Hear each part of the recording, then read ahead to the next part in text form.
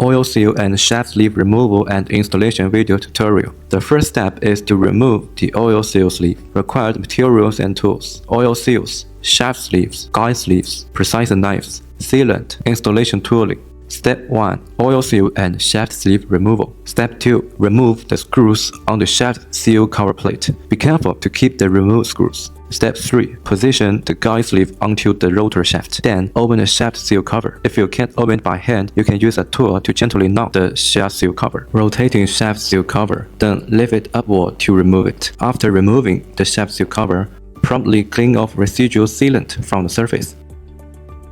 Step 4. Pry out the oil seal from the shaft seal cover plate with a flathead screwdriver.